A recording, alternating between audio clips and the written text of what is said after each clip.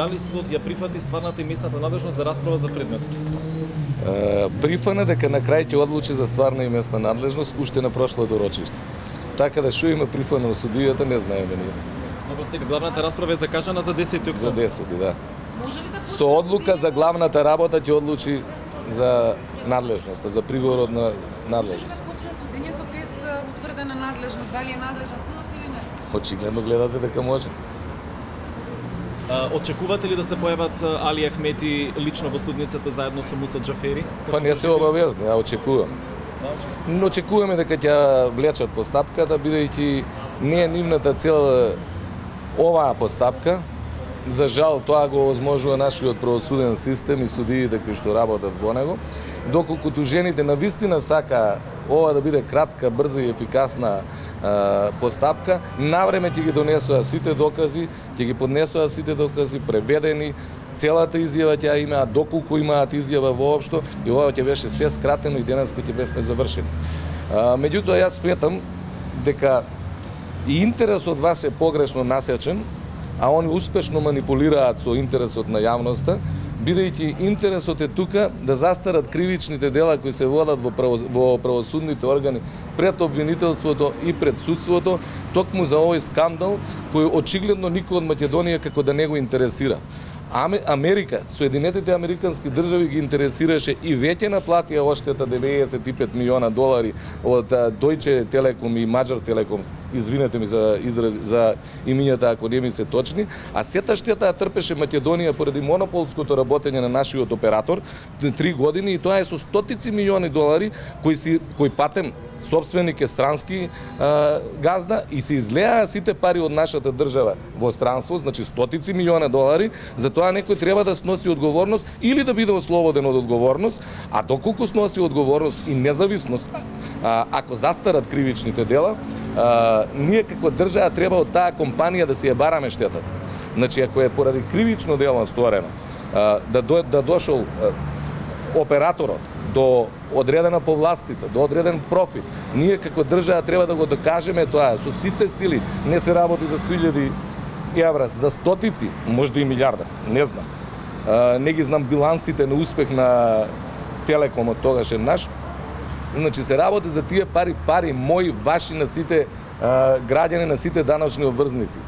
Значи за тоа се работи. Не за заинтересираноста на минатата власт, за оваа власт многу кратко е, не знам што да кажам. Меѓутоа, ако сакаме да профункционира и тие пари да си ги вратиме, треба правосудството подхитно да проработи, односно да се повикаат на одговорност судиите и обвинителите кои од 2008 го водат предметот. Значи имаме предмет еден кој се води од 2008, еден од 2015 година и на никој влакно не му фали, та рекол приве не чини судството, та рекол вој не чини судството, сите викаат не чини судството, а судиите си тераат, муа не ги лази. И што е најстрашната работа, и вас како медиуми ве насочуваат, успешно ве спинуваат и ве насочуваат за што да се интересирате. Значи, за обична клевета, кај што нема ниту вештачење за психичко, физичка болка или нешто, кај што не може ни штета да има, реално кај што не може да нема по наша проценка, бил Слободан Богоевски или не бил Слободан Богоевски тужен. Па луѓе, ве оплячкаа. Значи, стотици милиони долари. Затоа што немаме судство, немаме обвинителство и затоа што оваа власт малку кочи со реформите во судството, затоа што тие кривични дела кои се водат, да знаете, се со рок за застареност. И Господ не може да помогне ако помине тој рок за застареност. Ја не знам за кои кривични дела се водат постапките, нешто е за организиран криминал, за мито. Значи митото од 2003-2004 која година е стореното дело како подкуп, зборувам, веќе е застарено, зависи кој став и што е став, за кои кривични дела, колку е запретената казна, толку се и роковите, односно се дуплираат роковите за релативна и за апсолутна застареност. Ја не знам кога е поведена постапката, за кој дела е поведена точно постапката и тие застаруваат, а кога ќе отпадне кривичната одговорност, многу потешко е да се навлезе во граѓанска одговорност за штета. Значи ние ги имаме сега, ако не се застарени, во раци сите инструменти како држава, освен прави луѓе на прави места во обвинителството и во судството.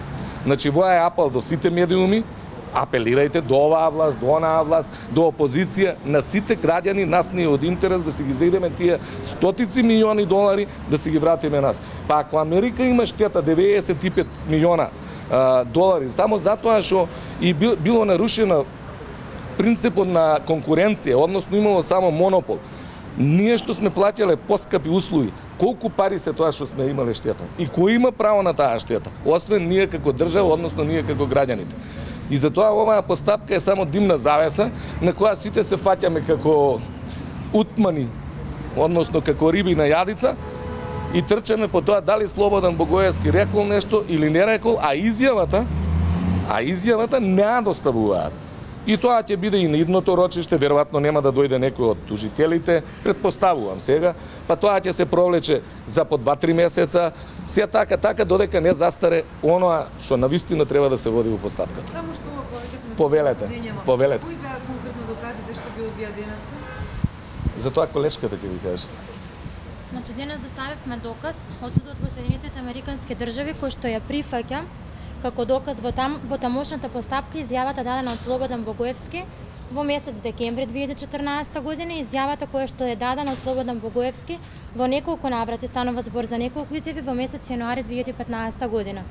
Таквата изјава заедно со сите други докази е изведена како доказ во постапката во Соединетите Американски држави и од тамошниот судски систем е прифатена, меѓутоа не е прифатена само од судот, туку е прифатена и од тужените. Истите без никакви приговори ја прифаќаат таквата изјава во постапката, доставиле предлог до судот да биде донесена конечна пресуда и конечна пресуда донесена токму врз основа на таквата изјава. Значи сите наводи кои што се содржани во изјавата од страна на таму тужените се прифатени како вистините и дека на вистина тоа било сторено од нивна страна. Меѓутоа, оваа изјава, тоест дописот од Соединетите Американски држави беше лифиран во медиумите во октомври. Зошто сега го доставивте како? Значи сега го доставивме како доказ од причина што достега само приговаравме во однос на стварната и местната надлежност на судот.